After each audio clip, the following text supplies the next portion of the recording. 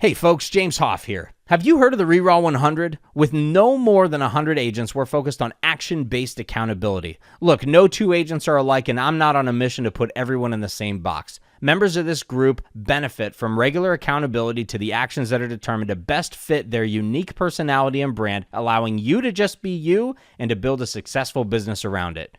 It includes group coaching and accountability, a 228-page tracking journal, access to previous coaching calls, and much more. To join this exclusive group of agents, you can head over to RERAW.com/100. Again, that's www.RERAW.com/100. One last time, that's RERAW.com/100.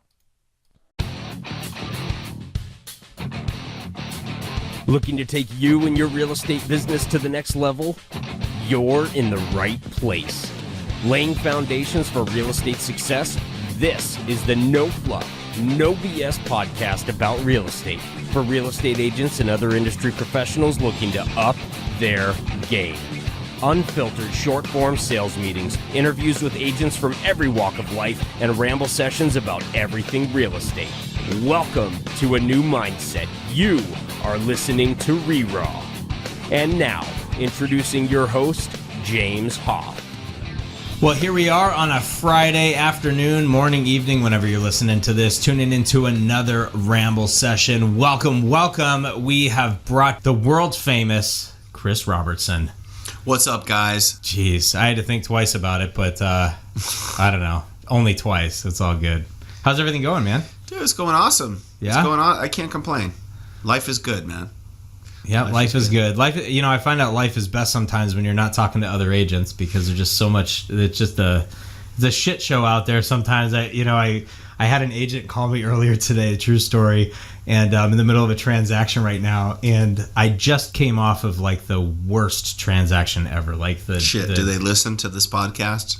I mean, hopefully, so they can fucking learn something. But I had just a terrible transaction, just a really hostile agent, and just all this crazy stuff. So I'm sitting here earlier today, and I'm like cringing because I saw the agent on this deal I'm working right now, Colin, and all I could think to myself was, dude, this son of a bitch is gonna blow me up for something. Like I'm just like anticipating, right. Like I'm like that, I'm in like my defensive mode. So yeah, no, everything's all good, and I didn't get blown up because it's been a very smooth transaction now. So things are good in my world. It's very pretty and nice. That's good, man. You woke up on the right side of the dirt today. So, wow. There you go. That's a good start, right? That's great. How was it? Yeah, I was like, the right side of the bed, and it's dirt. Lovely. Yeah. Anyway, so what should we talk about today, man? I'm trying to rack my brain. I mean, what are we going to ramble about? Should we troll some social media here? What should we do? Let's troll some social media. We could. Yeah. Give me some Insta handles to... Welcome to the segment of our Ramble session where we troll social media and piss off the world. Let's see what the new agents are up to. Is there a new agents of Facebook? I mean, I don't know. I don't know if there's a new agents of Facebook or a new agents of Instagram. I'm not even going to tell you what social media platform I'm going on. I'm just going to find some There should also be like a dinosaurs of, real estate. Because I think the one thing, you asked me earlier, like one thing that might piss me off or whatever, it's... when you get that call, right? A couple things piss me off. When I get that call and you have a listing, I wouldn't say it just riles me a little bit. Or the people that are like, "Hi, Chris. I'm with Banana Realty, and I've been a realtor for 35 years." And it's like, dude, you don't need to preface the length of time. Because I can go in MLS and look up your production. Oh my God! And if I look up your production, and you say you're in 35 years, and I see that you've closed like a couple deals. Oh my God, you're striking a chord. Like years? We're gonna be dropping bombs all day on this episode. So if you're gonna have some issues, I might as well just drop one. Then fuck, man. Why are you calling? Why is that like? Look. When you go to a doctor, is the first thing they do when you walk, like, "I've been a doctor for 37 years. Now, touch your toes, and this might sting a little bit." It's like, no, it ends up, so there's that. The other thing, dude, I got a call. And I'm very blessed and fortunate and grateful to have several listings right now. But one thing I can't fucking stand is the, "let me tell you all about my client" calls. There's this too, right? So you get this call, which, by the way, is a huge fucking violation. Isn't first it? of all, I'm sorry to say I don't get, and don't get me wrong, like that I don't give a shit about your client. That's not what I mean. Maybe what I mean is relevant. Submit an offer. And I'll look at it. Well, and then once my seller determines that your client is the best fit, maybe term-wise and monetarily for them, then in your cover letter that you submit for your client, tell me all about them. Right. Include a photo of them with their kids. You know what, though? On the reverse of that, I went to show a property the other day, and this agent goes, I go to schedule the appointment. Let me back up. So I go to schedule the appointment. Agent answers the phone. Hello, my guy is James Hoff with Keller Williams. Trying to schedule an appointment and, like to show the property at 1 o'clock this afternoon, whatever. And she's like, okay, I'll go ahead and reach out to the seller and see if that works for them. Before I do, could you tell me about the client? So now I'm on the other side of it, right? And I'm like, yeah, I was like, my client's great. They are qualified to purchase the house that we'd like to see this afternoon at 1 o'clock. Right. Could you let me know if that would work out? And I think the agent got, like, I noticed a little bit of like, oh, I was not expecting that. I wanted a little bit more from you, like, whatever.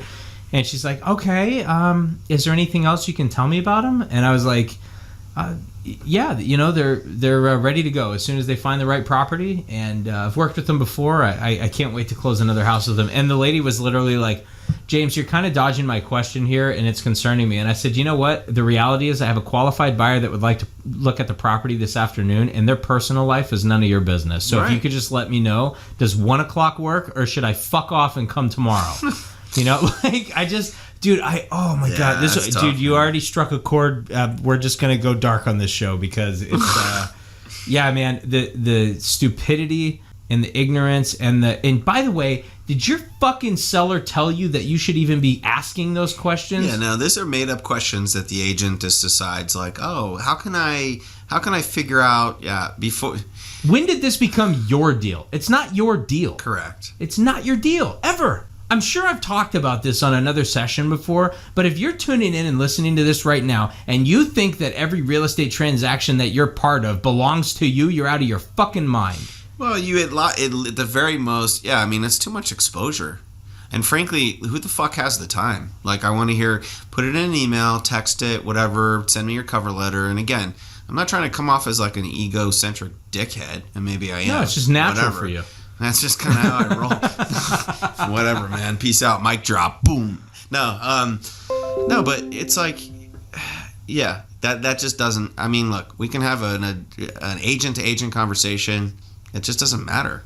I had a guy. This was probably you just lie. At that point, you just lie. Like, my client's a billionaire from Dubai, and he's planning on buying. Right, I mean, like, what difference does it make? Or I have an all-cash buyer. They'll be flying their helicopter down tomorrow, and how big is the yard? We have to make sure it's big enough for the chopper. So I'm trolling some new agents here, dude. Wait, while you're trolling, I had to tell you because this was what you started firing me up on. So I had this guy a few years ago, and I don't know. I must have been like maybe 2 years into the business, and maybe the end of my second year. And this guy was representing his son on a transaction, and he goes. He did the whole thing that you talked about. He did the whole like, well, I've been in business for 35 years or whatever. I think it was 32 years is what he said. And okay. At what point do you just start rounding up? Right. Yeah. Right. Like, why do I care? It's 32 years instead of. I've been a realtor for 32 years, James. And I was like, okay. And you know what my response to him was? Because I don't know if I've shared this before, but one of the practices that I have is when I'm about to engage in either a negotiation with an agent from the buy side or a negotiation from the sell side. Like, it doesn't matter which side.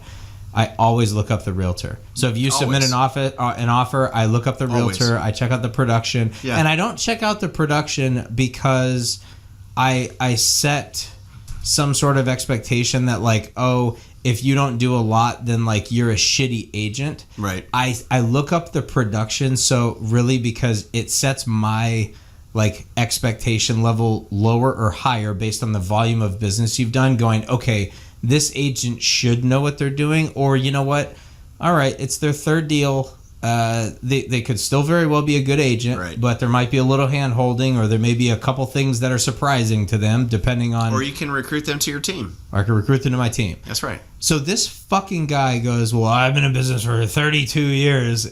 And he didn't know, of course, I had already looked him up. We're in the middle of escrow, and we were having a tough negotiation, and I went back. It was a request for repair time. And in my experience, and I looked back, and I said, you've been in business for 32 years? Well, let me tell you, I've been in business for 2 years, and I've done more than you. So thank you for your experience in the business, but it looks like I've got your entire career summed up in this short time, and if we could just move on now, that would be great. Like, the guy fucking been in business for 32 years, and he averaged 1 transaction per year. Phenomenal. I mean, that's it, but that's the average realtor, dude. I mean, what do they say? NAR statistics is like 4 deals a year or something like that. Which, look, if that's you, that's fine. That's cool. Which I don't know how people live on in any market, by the way. Well, but maybe they have a second job. Maybe they have a second income from another, I don't know, whatever. That's cool if that's you. But again, man, it kills me. It's like, I've been doing this for, and then you just kind of want to sit back and go like, what the hell's the point of telling me this? I don't know, man. That's so something that riles me up. Okay, so we're trolling Facebook. So what'd you find? Give me something good. Ones. One gal asks, do you think open houses are a waste of time, or do they really bring a buyer? I'm curious because I've only done 3 in my life. Okay. Because I've only done 3 in my life. I also know that they're great to get business from, but most people that come in have a realtor. So okay, you answer this question. If this is a new agent asking you this. All right. So first and foremost, I get a shitload of business from open houses. Okay. All right. Now there's 2 things to note here. We all know that open houses can breed leads. Yeah. But the second thing to remember is you're there to sell the house you're sitting in. Mm-hmm. Okay, you're there to present the house that you're sitting in. So one thing that really chaps me is when an agent's like, "Well, I'm looking for some leads. I was wondering if I could sit your open house." No. If you would like to go to the open house and help sell the house that I've got, then great. If you get leads out of it, then good for you. Right. But your focus needs to be on this property first. I actually have sellers, probably, I don't know, I get a handful of sellers per year that say, what's your opinion on open houses? And my question to them is, I'd like literally respond immediately with, well, are you saying you like them or you don't like them? And they go, well, just answer the question. I go, well, the reason I'm asking is because I believe open houses work, but I think that most sellers believe that the agents like sitting open houses because it's a lead generator. Right. Now, what you need to know is open houses are a lead generator, and I want to say it's like 1.5% of buyers that walk through the door of the open house actually buy the house that they... It's a small percentage. It's very small, but what I spin it to is keep something in mind. If I'm doing an open house and you're doing an open house, Chris, and I've got somebody that's not the right fit for the house that I'm sitting in, and I identify that, now as a realtor, and this is important for the new agents especially, as a realtor, you now have to shift your mind and go, okay, I've just recognized that it's not right for this person. Right. So now I'm going to stop hard selling and trying to make the house right for them. Mm-hmm. And what I'm going to do is shift my mind to the rest of the inventory that's on the market. Correct. And I can say, hey, you know what?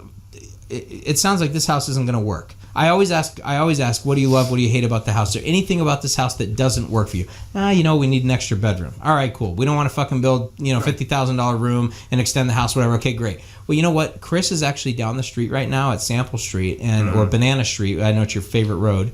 So Chris is down at the house on Banana Street. That's a Tom Ferry thing, by the way. Is it really? Yeah. Oh, that's funny. Banana. So Chris is down the road on Pineapple Street, and he's got a house that has the extra bedroom. So I recommend you check it out. I think you'll like the model. You know what I mean? So you go into the open house with the idea of selling yours, and the chance and the opportunity for you to truly get a lead out of it is now you do like the takeaway, like the switch properties. I'm not desperate to sell you into this one. Now I just want to do my job as a fucking realtor and go, hey, you know what? This might not be right for you, but let me help you out with this other one. So it's a great lead. Let me phrase it to you this way, dude. Because actually, a mentor of mine put it to me like this today.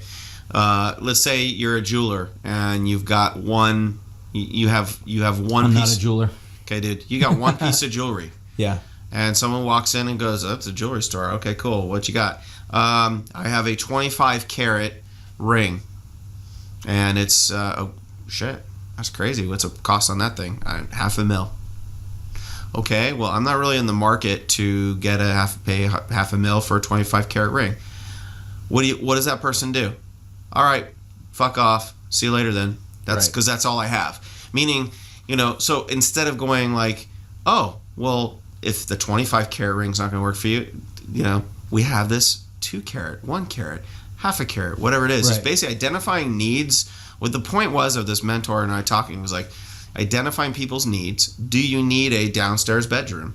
Do you need a bigger outdoor space for whatever your lifestyle is?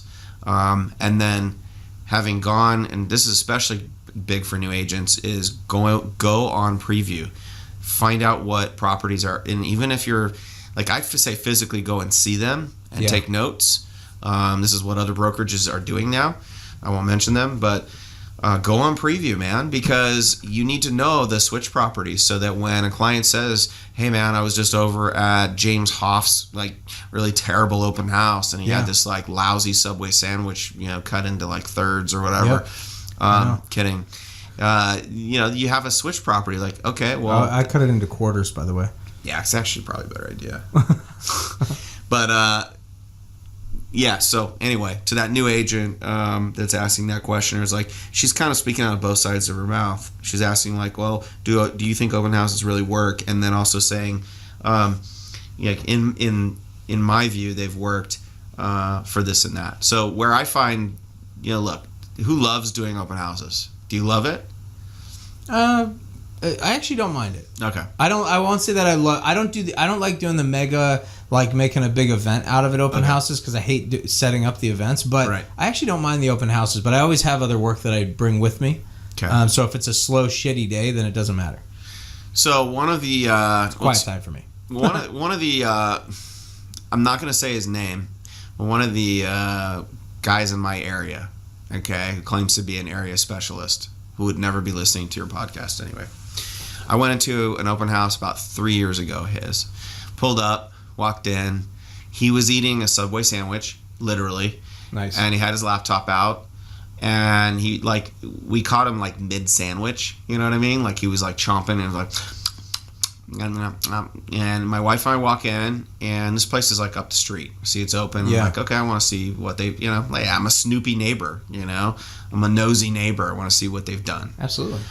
So I walk in, and I'm not expecting a whole lot, and he doesn't know I'm in the business, or he doesn't care, or like whatever. It's just one of those things. So walk in, and he has his mouth full of sandwich, and he goes, okay, 3 bedrooms, 2 bath.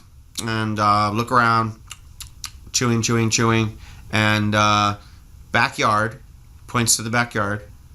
Like, by the way, like as if I didn't know that's where the backyard. Oh, is that where you go for the backyard? Is to the back? That's right, to the back of the house. That's fucking great. Okay. And then is the front? Did we come in through the front? That's what I was thinking. And so then I'm looking, going, this guy's my fucking competition. Like this, and I mean, he does a lot of volume, a shit ton of volume. And he used to never sit his own open houses. He'd have his little lackeys do it, or buyer's agents, whatever.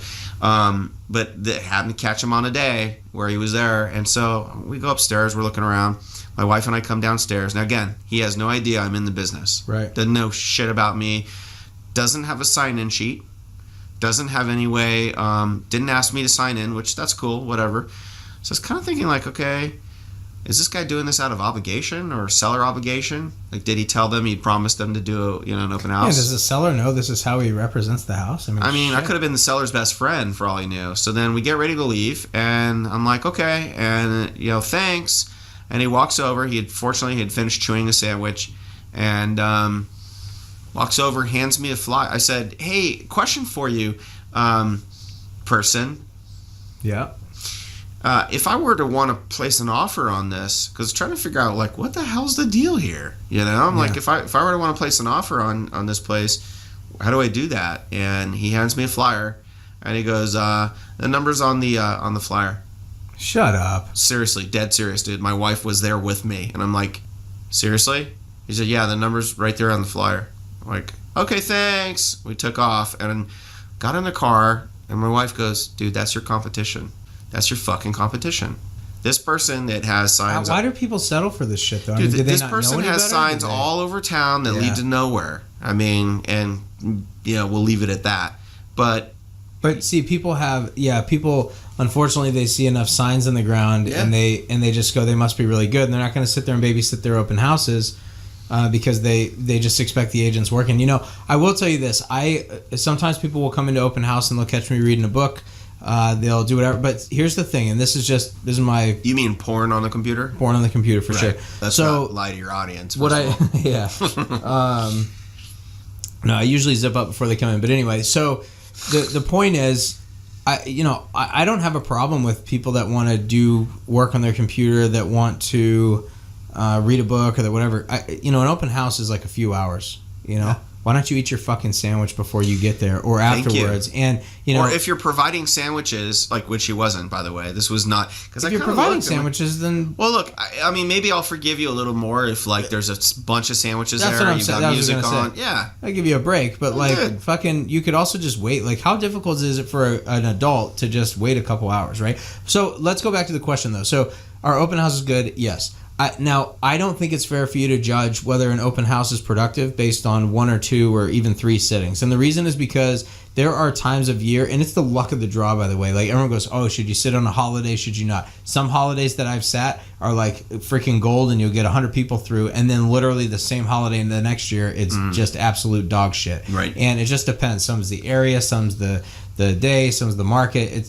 There's a combination of things, but open houses notoriously for me have always been absolutely phenomenal. Now, if you can't sell the house that you're in, you can definitely get leads. I actually don't do a sign-in sheet either, because what I find is if I put a sign-in sheet on the counter or put it in front, then I'm kind of pushing people, like it becomes a focal point for me. Right. I'm not saying this is the right strategy, but just a food for thought. If sign-in sheets are difficult for you, then don't have one, and here's why. You can usually still get the contact information from people, and now what you've done is you're focusing more on the conversation and building and nurturing a relationship while they're in the house, instead of focusing on how do I get them to sign in. So now what I do... That's huge. Engagement. Big time. Yeah. So someone walks into open house, I might be sitting there reading a book, okay? And it's all good. I don't hop up right away. This is exactly how I do it. I don't hop up right away. I'll keep on reading the book. Hey guys, how you doing? Oh, good. And then I'll casually put the book down. Hey, so you guys just browsing around? What brings you in today? And just poking around the area. Or I live down the street. So I just casual start, right? And I go, awesome. Well, are you pretty familiar with the area? If they say yes, then I go, great. Well, I'll let you look around the house. Here's the bird's eye view. It's a 4-bed, 3.5 bath, 2,800 square foot. We're listed for $949. It's about a 5,200 square foot lot, blah, blah, blah, and HOAs are XYZ. Why don't you have a look around, and I'll catch up with you when you get back downstairs, right? So I let it go. If they aren't familiar with the area, I ask them, hey, do you mind if I fill you in a little bit about the area, and then I'll have you look around the house. If they say no, I'm like, okay, no problem. If they're interested in the house, they'll usually start engaging, right? So now what I've done is a real soft approach. I don't follow them around the house. I usually set up in a front room or somewhere close to the front. All the flyers are in the back, so they have to go in to get the info, but I don't babysit them, right? Right. If they turn around when they're at the back of the house and ask a question, now I'll go back and I'll start helping them tour the house, because now they've invited me into the conversation, right? Now, before they leave, if you don't want a sign-up sheet, you can have a little book that you keep by your side, or a sign-up sheet you pull out later, but I usually will do something like, well, hey, you know what? If you're not working with anyone, I'd love to keep in touch with you. Right. If there's any insight I can give you, I've been in the area for XYZ time and blah, blah, blah, whatever, just sold one down the street, and I kind of do the soft approach. If you still don't want a sign-up sheet, pull your phone out. Yeah, hey, it's the best sign-up sheet in the world, because guess what? I can text you whatever I want. Let me text you my information right now. What's a good number to reach you at? Right. And people, you can go for email, you can go for phone number, you can go for address, you can do whatever. Let me tell you, if you can get a first and a last name and a phone number, Phone is key, man. People it. pay attention to phone, text message more than email. Yeah, they do. For sure. So that is like my whole thing. So I love open houses. Right. Sometimes you get 1 lead, sometimes you get no leads, sometimes you get 10, but you can't base it off of 3. So to whoever asked that question, it's a great question, but you fucking got to sit open houses. It's just, they're good. Necessary evil. It's a necessary evil. Here's one. Did you find a good one? Yeah. I mean, I don't know. Whatever. It says well, actually, no, we already talked about this, so fuck it. It says another realtor asked me today why someone should hire me as their realtor if I'm brand new with no experience yet. What's a good comeback? Actually, you know what? We didn't really go into it from that angle. So let's talk. We did talk about the agent that says, "Oh, why fucking have way more experience?" But True. How do you handle that when you're a brand new agent starting out? Mm-hmm. Brand new agent starting out. Well, hey, thanks. I noticed you've never sold a house before, Chris. Why should I hire you? Shit, I wouldn't hire me either. Awesome. No, I think you have to. Here's James's card. Right. There's this guy that does this podcast, occasionally sells a house. No, I'm kidding. No, dude, I think that's where people have to kind of rely on the brokerage they chose, the resources they have, right? So it's less about them, or if they're on a team, dude, that's what I meant earlier when I said, don't just go to a team for leads. Go to a team because when someone says to you, why should I hire you?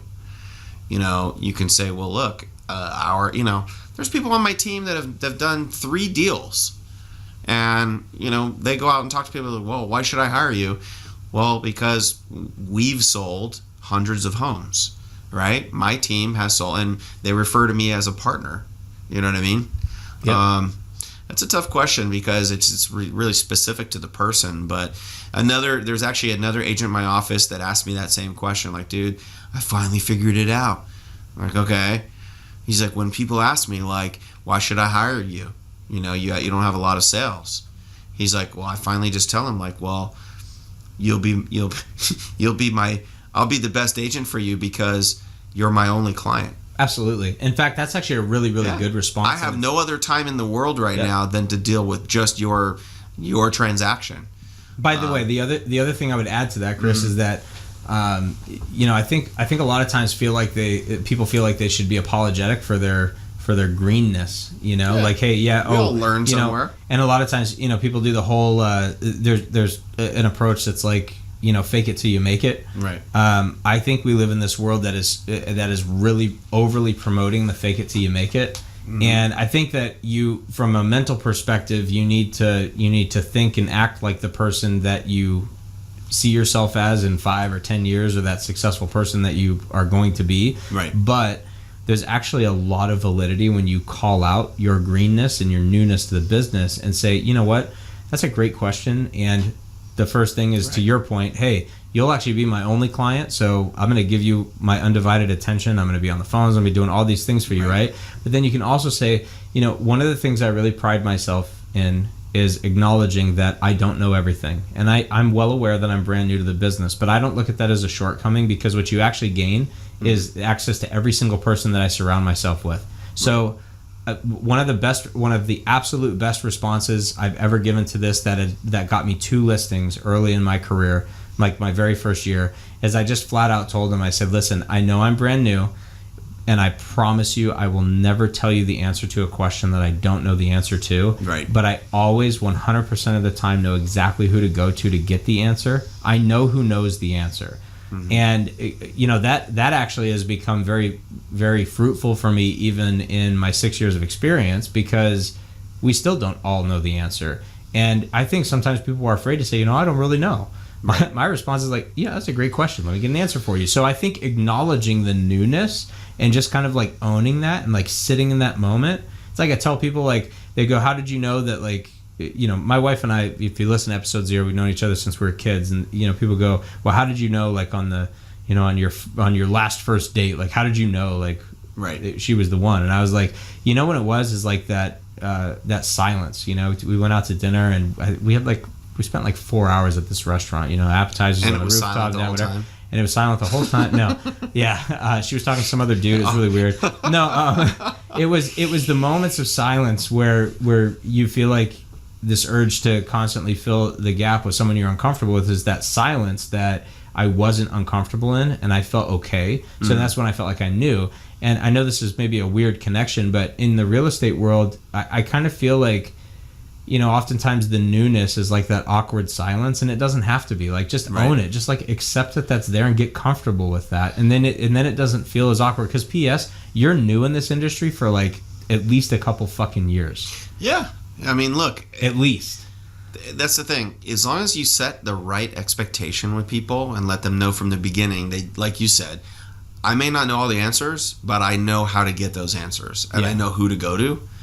Then I think you can combat that. So find something else fun. So let me ask you. Let me ask you one on here. And this is we're still trolling social media. This might just be a fucking trolling session, but the business has changed a lot. And I feel like not just technology, but like the expectations of the consumer, and I don't know, just there's so many things that like are new now. You have to respond faster. You have to always be available. It's like the world's gotten faster paced, and it's smaller, and there's no privacy anymore, right?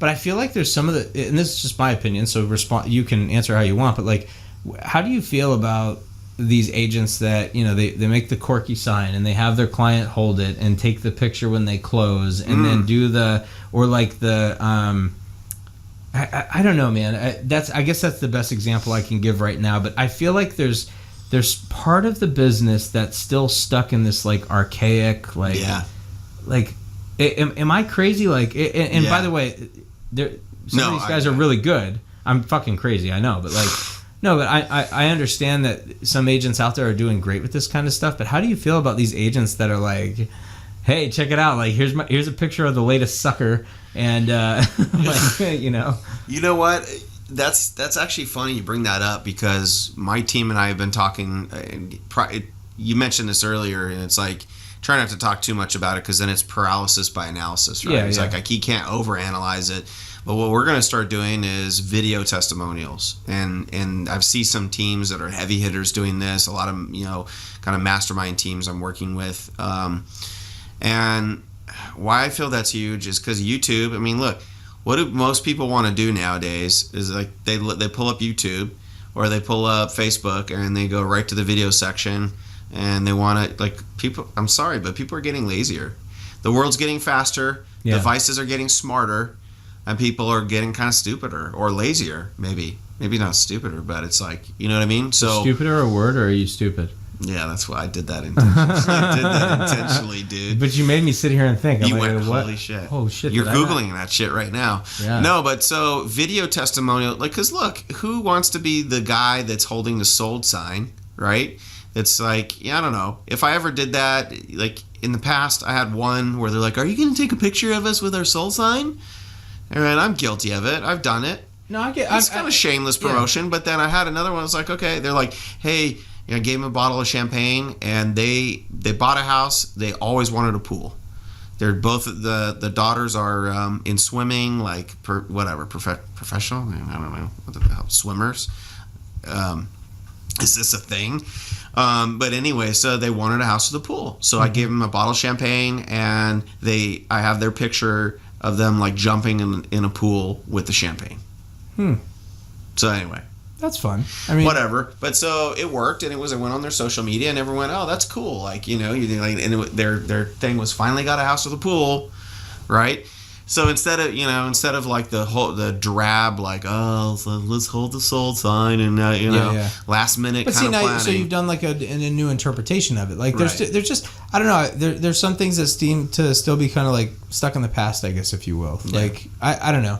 That's so video testimonials, of like people actually, instead of the sold sign, people actually telling other people, like, being your raving fan. So how about this? How about business cards where agents take a picture, their headshot and their pet? I love business cards, dude. So when I was doing foreclosures, I'd have a shit ton of business cards because people come through, and it's like, it might be a week before you're checking the property, or like, a few days at least, but there's, hundreds of business cards that I've kept a lot of good ones. The business cards with it's the best when you have a dog They're holding like and a they'll little go like, fluffy "Oh, my name dog. is like Mo Big Dog Jackson." It's like You're like, Marty. "What the Yeah, fuck? Marty Big Dog. Yeah. You can call me Dog. I'm trying to think of the funny. There's some funny ones I've come across, dude. Yeah, and there's always a slogan, like a cheesy slogan. Like, are we missing out on this? Should we have cheesy slogans? I don't know. You know what's funny? I've actually asked this question, this exact question. Dude, I just came up with one. I won't tell you where I've asked it. Yeah. Hold that slogan thought. I won't tell you where I've asked this question, but I've asked in a few places, like, how do you feel about business cards with pets? Not because I want to put a pet in mine. I fucking would never. It's not me at all. But I just was curious. It was kind of like a mockery question. I felt like PETA came down on me, dude. Like, I had people like, "Oh, well, I'll tell you, as like a pet owner myself, I always respect businesses that are like pet friendly and blah blah blah." I'm like, okay, I don't fucking hate animals. I just think it's funny that like you've got your poofy hair in your 1980s getup. That, by the way, Tommy in a Bahama picture shirt. that's 47 years outdated, you wrinkly bitch, and you've got your fucking poodle in the picture with you, and I can you both picture look alike. I can picture that business card, dude. And She's sure, wearing a teal button-down collared shirt with like a gray marble background, right? Yeah. And the white poodle with the poofy blonde hair and the like you can said, see it's it, right? just these things they start looking archaic, right? It's like, dude, give me your slogan. Give me your fucking slogan. I gotta hear it. I don't know. There's always cheesy ones, right? It's like, James Hoff, like, you thinking of buying or selling, you have to call James. Right, Something like done that, like right? it's all right. And it's on a bench somewhere, and I could just picture like, it's like, you have to call James and yeah. Let me get the stress off your plate. Yeah. Oh, hello. Oh yeah. It's always some wordplay or something like that, and I don't know. I just came up that was one that that's fucking terrible slogan. It's terrible. I could never think of one offended. for me. I'm offended. Okay, out of curiosity, we're still trolling Facebook, and I say trolling. I'm not trying to knock. We'll knock on the stupid ones, but some of these are just good and fun to answer. Right. When do you discuss your transaction fee? When do you discuss your transaction fee or your broker charges? So when do you discuss your commission in a listing presentation? When do you bring up your commission discussion? Never. Oh, really? Dude, you want to know? I made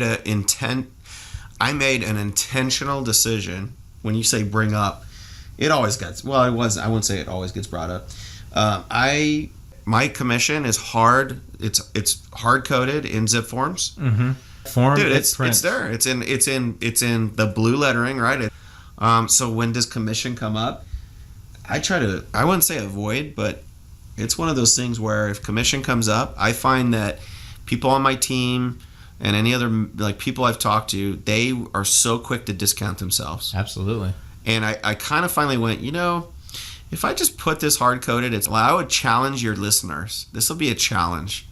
Go out this week and do you have a Facebook group, dude, or like a Facebook page for RERAW? Yeah. Oh, absolutely. I should join it. No, I'm kidding. Like, you should do a challenge on there of how many like agents that are listening can go out and take a listing. And just I know where you're going. What they can do what they want to do, but what I'm saying is know your value, dude. So the challenge might be pick what you think you're worth. Right. What are you worth? And actually hard code it so that when you print that form, correct, it's hard coded there. Man. And then in order for you to change it, you'd actually have to physically cross it out while you're there at the client and initial it and like whatever. Well, another important distinction, dude, is a coach of mine said to me once, commission is what car salesmen get, okay? Or what people at Nordstrom's, and sorry, I love Nordstrom's, but like that's what shoe salesmen get. It's a little commission. A fee is what an attorney gets. Or like, a doctor or whatever is like, my fee is da-da-da-da-da. So getting rid of kind of like, it's the NLP thing. It's trying to, get rid of commission out of your mind so that when you're going through the listing presentation, bring up, our fee or my brokerage's fee. If you're going through a listing and you got to go over it. But make it sound like it's our fee. Do you think, like, when you sit down with an attorney like to do a trust or whatever, or a will, or if maybe it's a family attorney, family law attorney, you sit down with them and go, and they say, my fee is $2,500. How many times do you think people go, oh, well, can you cut that in half for me because there's another attorney that, you know what I mean? Yep. Like, if they feel it's a commission, I mean, it is, but if they feel, then for some reason when you call it a commission and when you signify it that way, it's then becomes adjustable. So here's my answer to that. So my commission usually comes up when the client brings it up, and usually I find that it comes up later, and the reason is because the client seems to always be uncomfortable about asking because they feel like it's going to be like a big deal to talk about. And so what I find is if you're so well rehearsed and you have your response like down pat, like whenever it comes up in conversation, that like you answer it like very matter of fact, right? Then you're in a much better place. You know, right. I usually one of the ways that I like to present is everybody would love to make X. Mm-hmm.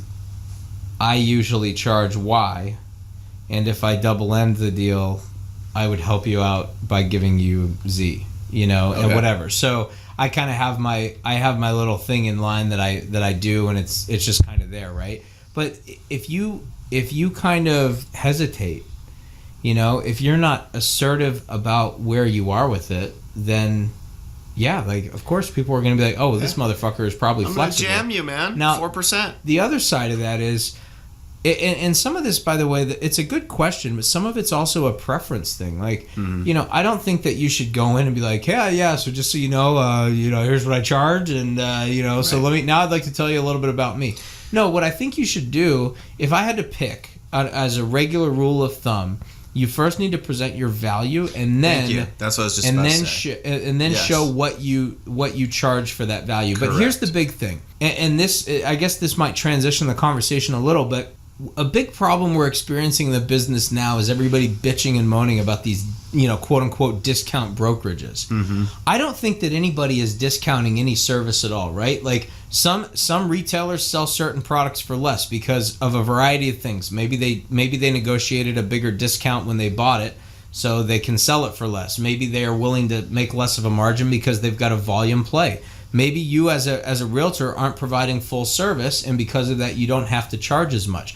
I don't look at anybody as a discounter. I just look at it like, well, their market price is this, and my market price for my product is that. And you have to show the value in what you bring to the table to justify what you're asking for. So, for example, if you're going out to a listing presentation and somebody says, and I repeat stories, so we probably even talked about this before on the show somewhere, but someone says, well, you know, what do you do for your money?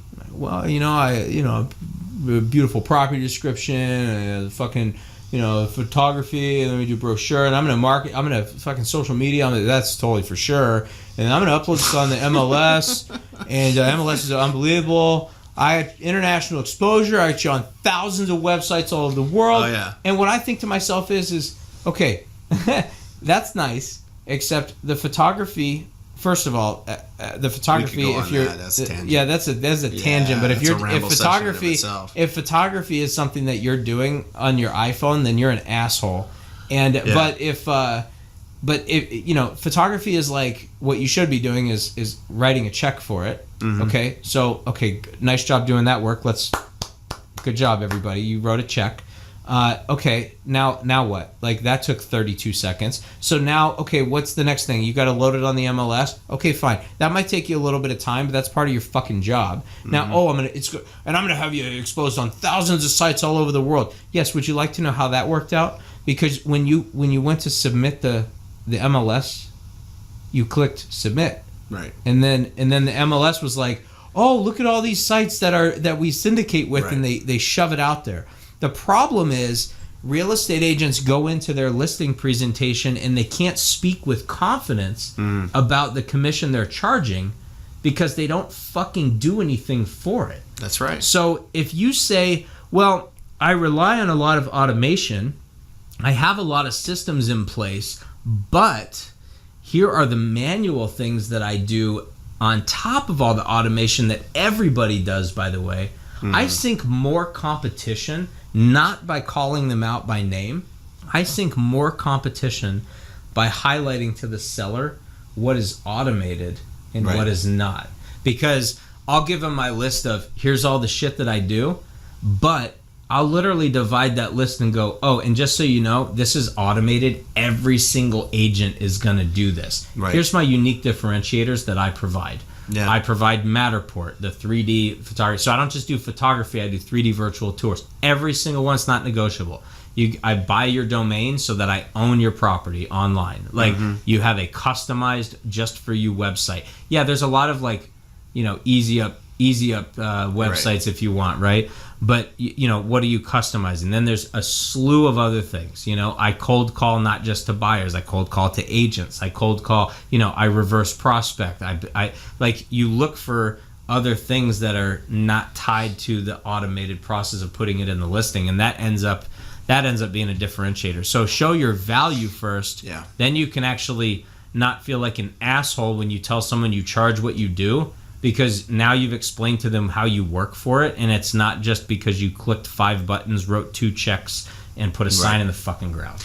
I think what you're trying to say, and this is called a ramble. This is called a ramble session and not like a brevity, concise session. But I think you're trying to say price is only ever an issue in the absence of value. Right? 100%. So, basically, if you don't show your value and people don't see what you're worth or why they ought to use you, then why the fuck should they pay you? Well, in fact, that question actually comes up a lot when agents go, what brokerage should I go to, and what's the split and whatever. You should go to the brokerage that provides you the fucking value for the money that you pay them, right? It's and the funny part is we ask so many questions to protect the money that we make off of a deal when we interview brokers and we do these things, right? But then we find it strange when we're interrogated at a listing appointment and the consumer is now asking us to provide and show and discuss the value that we have. Oh my God, what do I do? Sweating bullets. Oh my God. Well, I'll tell you what I do. If somebody... This could go dark. Oh God. I'll tell you what I fucking do. No, it's like... It's hard coded in the. You could do it one way or another. Look, if somebody's a longtime friend, a client, a referral, whatever, then there's still a way to manipulate it. It's like, oh, you know what? Then they feel like they're getting an even bigger deal when you cross out the hard coded number on the residential listing agreement. You cross it out and you say, you know what? I'll tell you what. I know that Jenny Sue said they would do it for beep-a-da-beep-a-da-ba, and I'm going to do it for you're a good friend of mine. I appreciate that you're giving me the opportunity. I'm going to do it for 5.5. Right. Okay. So you could still break it down where you're doing it 5.5. You're getting 3, and the buyer's agent's getting 2.5. That's still a good day at the office. Or 8, 4, and 1. I mean, whatever. Like whatever the fucking percentage but I mean, is. Like that, when I started hard coding, because I don't know why. I used to go in there with probably just didn't have it hard coded. I put it in my templates in my zip form, but before I did that, I used to walk in and I'd have a blank, listing agreement and have the people's name, property address. See, when it's not hard coded, people think it's negotiable. That's right. Right. So it's always now up for it's debate. very much like as a business practice. Now we have to talk about commission because I have to write the commission in. Right. I don't have to write it in if it's hard coded. And by the way, it doesn't mean that you're not going to talk about it. It just means that it still comes up, dude. I mean, look, it should come up. It does. They need to know. Yeah. Like you want to know what they want to know. You still provide a net sheet. I mean, look, at the end of the day. I'm not saying hide your commission from people or hide your fee, right? But believe in your worth enough, right, to hard code it that this is not something I negotiate. Right. This is, and by the way, there's always room to negotiate, but you want to go in with the mindset of, oh no, I'm sorry, this is just how everybody values my service because this is how I value my service and I know what I'm worth. Right. Like your drunk monkey could be, they could use the word drunk monkey, right? So you could be thinking your mindset might be when you walk in that appointment that person's gonna wiggle you down, right? And so and you're sitting there going, oh shit, this whole appointment. Dude, I've walked out of appointments where they've never, ever even brought up commission. Like we've gone through it, and I show them, and by the way, this is my fee, and out of that, I'm not getting the whole entire amount. Just so you know, I'm splitting it. I'm putting on MLS and splitting it with another agent. That agent has less, cost, whatever. So that's my ramble. So would you accept a listing Let's see. Would you accept the listing knowing that's way above market value and most likely would sit on the market even though you end up lowering the price later? Is it really worth it? Fuck yeah. So talk about it. Why? Well, look, I'm not in the business of taking overpriced listings, but for someone who's asking that question, okay, I can think of like two occasions. They might have a different answer for new versus experienced, by the way. All right. Well, look. Well, go ahead. You asked me. Will I take an overpriced listing knowing that they might reduce the price or they might not? Well, you don't know. They may or they may not. The market could shift. The market could catch up to them. That's a great answer I wasn't expecting. Okay. Or how about having a sign in the yard or having whatever, it's on Zillow, it's out there, and picture this. You get a listing and it sits there for 6 months. Mm-hmm. Oh my God. People have to drive by your sign for 6 months. You know what my biggest problem is I'm pricing them right. I'm putting properties on the market. And they're not sitting for long enough. There's no inventory. Yeah. They go the second week, first week that I put them up, multiple offers. And I'm like, woo, high five. Yeah, we all did our job, And the seller's happy. And then, holy shit, now I'm putting up a pending sale. How do I leverage that listing? Right. So the way I'm coming from it is, okay, well, yeah, on occasion I'll take an overpriced listing only if I know I can leverage it. Now, the other side of this, though, and I think this is important. Of course I do, because I'm saying it. Anything I say I think is fucking really important. But, if you're going to take an overpriced listing and you're not willing to defend your seller, then don't take it. Yeah. I have no problem. I legitimately have no problem taking an overpriced listing and somebody comes in and go, well, do you think it's fair? What do you think of the price? And I'll say, I'd say on a fair market scale, it's on the high side of fair, but I will tell you it's within fair market range, absolutely. Right. Or I'll say, I think we priced it just right because the location or this or that. Right. Now, some of you probably cringed at the first comment that I made, but I mean that. Like, think about the honesty that now you're giving a buyer. Yeah, is it fair market value? It's on the high side of fair, but I do still think it's fair market value based on what I know. Now, if you know that you're grossly overpriced, then what you need to do is just say, you know what? The seller believes that the house is worth X, Y, Z, and I support them because I see the value in the amenities, the lot size, the view, the fucking, whatever it is. And you just, but if you're not going to defend it, if you're just going to sit there and every buyer that comes through the door going to be like, you know what? I just give me like whatever you can. Yeah, just send over. We're accepting all offers. They're motivated. Yeah. God, that's another tangent. Is we're motivated. I had somebody. We're done with this. We're done with that. We're moving to this part now because I have to bitch about this. Dude, I was sitting at a sales meeting. I don't go to all of them, but I try to show my support periodically and try to get a couple little tidbits here and there. And the needs and wants are my favorite because they take up like 45 minutes of the hour-long meeting, and it's all bullshit. It's just people like fluff and stuff. But there was an agent that literally stood up there. Let me tell you all about my overpriced listing. No, it's basically that bad. But this agent goes like this. She goes, I got a great property in this neighborhood on Banana Street or Pineapple Street. It's standard sale. It's priced at this. They're extremely motivated. Little bit of work needs to be done to the property, but for the right buyer. And listen, right now, standard sale, but this is a house that needs to sell quick. It's a tough financial position. Husband lost his job. So.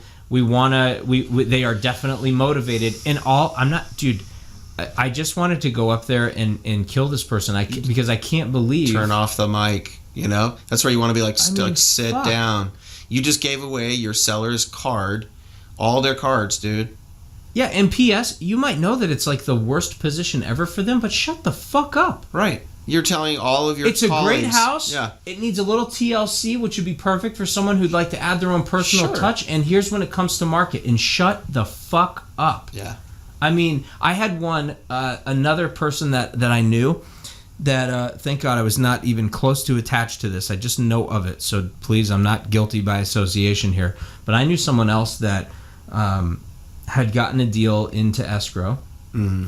And the buyer the agent is the listing agent is the one that I knew, and the buyer didn't realize that the seller like had to sell. Like it was a super vulnerable position for the seller.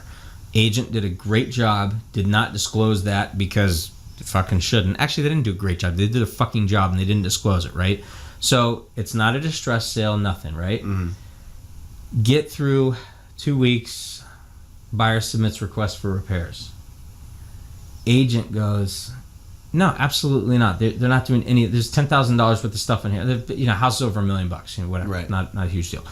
There's $10,000 worth of stuff on here. They're not going to do anything. Like they can't afford to do this shit. Like they're not giving you credit. They need every penny that they can get out of this. I mean, if they don't sell this soon, and for we really. And then the agent starts probing, the buyer's agent. They go, well, what's going on? Why wouldn't they? What do you mean if they don't sell it soon? And the agent's like, listen, just never mind. Let me just talk to him.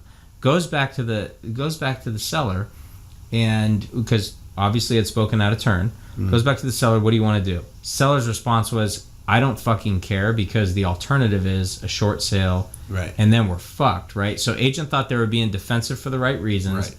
Ends up giving too much.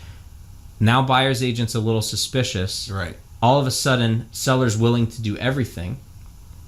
Give them the 10 grand. Buyer leaves.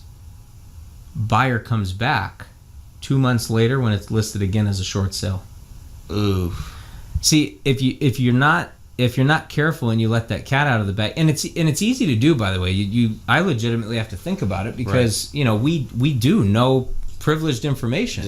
Yeah. But literally spoke too much and said, you know what, seller realized that they got to get rid of the property because if they don't, it's going to short sale. So they're just going to agree to it and just be done. But this is it, no more. And buyer was like, go fuck yourself. Now I feel like we're overpaying. Wow. And no joke, over $1 million house ends up selling short for a few $100,000 less. That's a bummer, dude.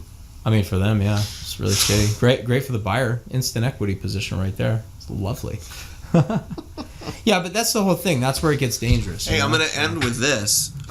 Wait, this is a ramble. We're here for at least 2 more hours. Wow. I'm just kidding. We'll wrap things up. What do you got? What do you think about, how should I put this? Cameras all over houses, right? So now everybody's got these Ring doorbells. Like I can tell you from our perspective, there's not a point of view. You can't walk on our property without being filmed. That's just from my previous foreclosure days, and occasionally, right? It's like I don't really, it's like maybe I'm crazy, maybe I'm worried about, whatever. But in showing homes, right, or in listing homes, there's this whole thing about now we have to disclose it, disclose that there's cameras? Yeah. Or you see them. I mean, they're there. Yeah. What do you tell your buyers when you see like the Ring doorbell? Because you brought up something about taking overpriced listing, and this actually was told to me by a seller who I'm listing their place. They weren't expired. That's not how I got it, but they weren't expired. And the agent before shortchanged them on like everything. Yeah. Basically crappy photography, iPhone upside down, just whatever. We can go on about that. But they have a Ring doorbell. Mm-hmm. And during the course, so they listened in, which, that's up to the seller. And during the course of the time this agent's holding open houses, they forget the doorbell, they forget the cameras on them. Mm. And so they start saying like dumb things, like or things like, the house. Yeah, I know the house isn't really improved, and like basically kind of like you said, undermining their seller's position. And then kind of the flip side to that is I had a seller that again can't disclose who, but it's like they had cameras inside the Nest cameras, and for a legitimate reason they had little kids. So for nanny cams or whatnot, sure, they didn't disclose it, and at the time they weren't required to. Agent walks in with her client. Client says, "Oh my God, I love this house. It's amazing." So it's a private showing, right? Meanwhile, seller's looking at the camera from his phone and listening to the whole thing, and they're sitting down. It's all the insight. All the insight. Oh my God, I would just love this place. I'll pay whatever I have to pay. And, in fact, let's offer this, and then, you know, if we offer this, well, what if he comes back at this? Well, okay, well then the most I can pay is let's go up a certain amount of dollars, right? So I get this text from the client that's like, hey, by the way, dude, expect an offer this afternoon from bloopity bloopity bloop, whoever, right? Censored data. And you're going to get an offer for X amount of dollars. I want you to counter at X amount of dollars. Right. So I guess my question is, like, you know, as agents, how do we protect? You really can't protect yourself too much, except just don't say stupid shit. Yeah. Right. But how do you go in eyes wide open with a buyer, or even on the seller's position of like, look, don't, you know, you want to use it to your benefit, whatever, but don't. I don't know. It's kind of a slippery slope. But everyone has cameras. What do you think? Well, I don't have a problem with the cameras.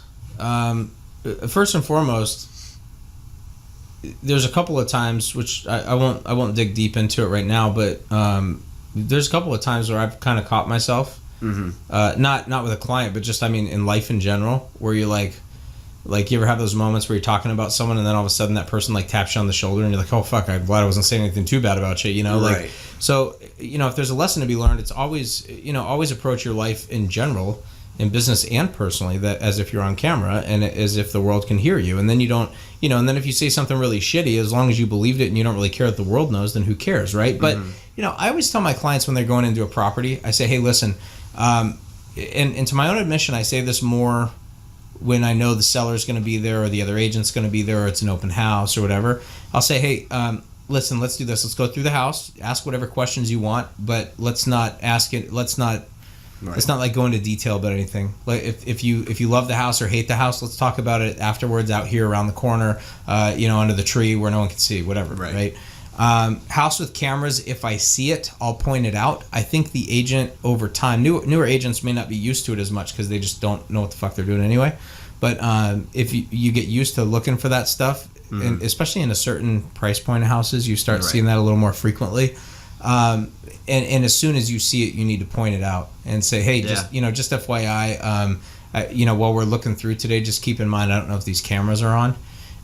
But you never know when you're being watched, because even if there's cameras in the house and it's required to be disclosed, if the listing agent doesn't see it and never thought to ask the question because they didn't see it, it doesn't mean that the seller hasn't done something very quietly to monitor for their own sake, because sometimes sellers or people in general have ulterior motive and want to be able to monitor without this, like, hey, you're on camera.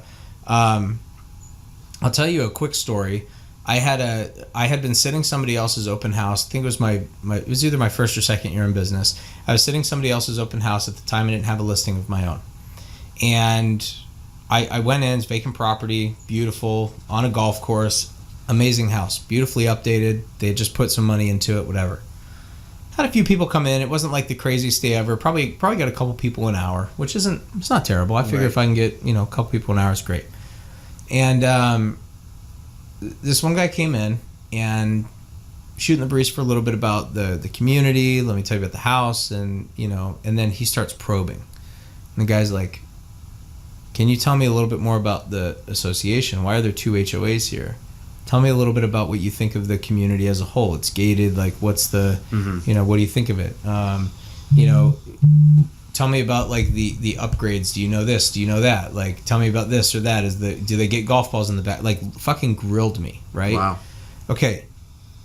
The guy ends up being an all cash buyer, from what he says, right? All cash buyer looking to pick up an investment property.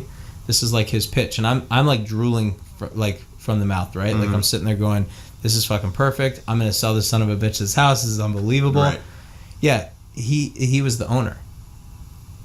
So I asked him, I'm like, so is this a house that you're interested in? Would you like me to follow up with you about writing an offer? Like, how would you like to move forward from here? I'd like to get your info. Like, I'm trying to close, right? And he goes, actually, I'm the owner, and I knew that my listing agent was having somebody else at the open house today, and I just wanted to see how responsible they were being with the person that they sent over. Now, no cameras. Shoppers. It's fucking secret shopper. Yeah, but man. No cameras in the house. But you should always, always, always expect that somebody's trying to fish, because you just never know who you're around. So that's the big lesson learned right there. Yeah, man. I guess that's it. That's the closing thoughts, right? So we're done with this fucking ramble. Yeah. So we're out of here. Should we just leave the mic on? Leave it on. Let's go. Leave it on. Well, dude, thanks for joining me, man. Yeah, man, I had a blast today. And Chris, I think we're going to probably have to call you back and ramble some more. I feel like we didn't even scratch the tip of the iceberg here. This is true. This is true. Next time, plenty to do. Provide some beers, alcohol, something to... all the things I said I T-shirts. Never said I would provide that I need to provide them, right? Yeah, the T-shirts and everything, right? No, I appreciate you, man. It was awesome. Like I said before, dude, seeing this go from like you talking about it and you wearing the RERAW T-shirt and saying I'm gonna call RERAW, and we talked about logo colors, right? All this stuff leading up to this, and then now here we are talking, and it's cool, man. Yeah, it's fun. You got some pretty good, pretty awesome guests lined up. I'm excited. Awesome. Well, thanks, man. Nice to have you in that mix. And listen, closing thoughts here if you're out there. Appreciate you tuning in. Make sure you head over to reraw.com. Check out the show notes. It's RERAW.com. Any tips, tricks, resources, all that good fun stuff will be right in there. And, check out the other episodes that we got. We've got the sales meetings weekly that come every Monday. They're 20 minutes or less. We keep you out in the field on your toes so you don't have to waste a lot of time going to broker sales meetings, or you have a short addition to the ones that you like to attend. Weekly interviews every Wednesday with agents, industry professionals, and sales influencers from every walk of life. And then, of course, our fucking Friday ramble sessions. I love it. Where we just talk about everything in a less structured, a little more casual format to send you on your way into a successful weekend. So remember something as you're wrapping your day, though, and grabbing that cocktail and prepping for a busy weekend. You got to work your ass off. You'll eat what you kill in this business, and real agents work. You absolutely have to be one of them. Thank you for tuning in today, and we'll see you on the next one.